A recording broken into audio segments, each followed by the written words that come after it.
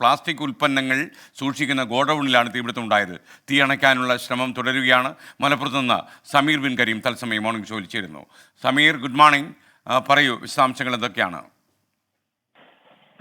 വേങ്ങരയിൽ ഇന്ന് രാവിലെ 6:30 മണിക്കാണ് ഇത്തരം ഒരു തീപിടുത്തം ഉണ്ടായിരിക്കുന്നത്.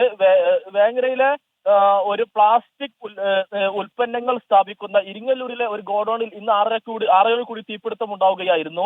ഷോർട്ട് സർക്യൂട്ട് ആണ് എന്നുള്ളതാണ് പ്രാഥമിക നിഗമനം. നിലവിൽ ഈ ഇരുനില ബിൽഡിംഗിന്റെ അടിഭാഗത്താണ് ഗോഡൌൺ പ്രവർത്തിക്കുന്നത്. ഈ ഭാഗം പൂർണ്ണമായും ഇപ്പോൾ കത്തി നശിച്ച ഒരു സാഹചര്യമാണ് ഉള്ളത്. ഏതാണ്ട് ഈ തീപിടുത്തം തുടങ്ങി 2 മണിക്കൂർ ആവാറായിട്ട് ഇതുവരെ തീ അണക്കാൻ കഴിഞ്ഞിട്ടില്ല എന്നുള്ളതാണ് പ്രധാനപ്പെട്ട കാര്യം. മലപ്പുറത്ത് നിന്നുള്ള 2 യൂണിറ്റ് ഫയർഫോഴ്സ് തീ അണക്കാനുള്ള ശ്രമങ്ങൾ നടത്തിക്കൊണ്ടിരിക്കുകയാണ്.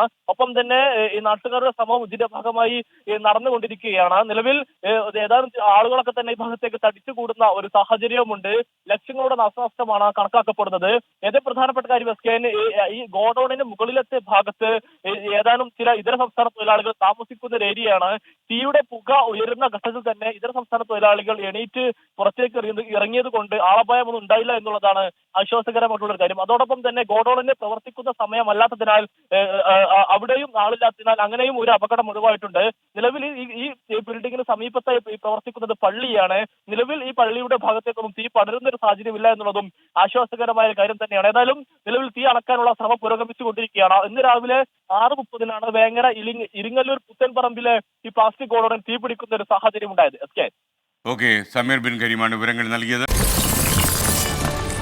24 അഞ്ചിന്റെ വജ്രത്തിളക്കം.